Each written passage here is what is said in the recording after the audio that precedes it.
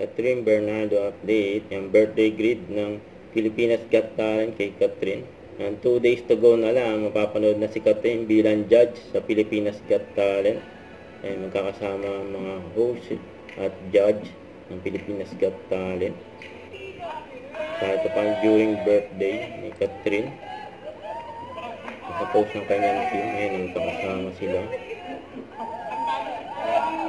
Happy birthday kay Catherine. Happy birthday.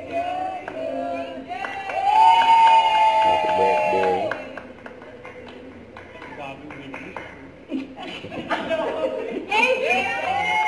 birthday. Ito yung mga highlights ni Catherine. Sa birthday niya, grabe pa nga pasabog. Mga picture ni Catherine. Sa birthday pasabog ni Catherine. Grabe yan. Grabe ka sexy, oh. So, at kumain pa nga siya ng Cheetos.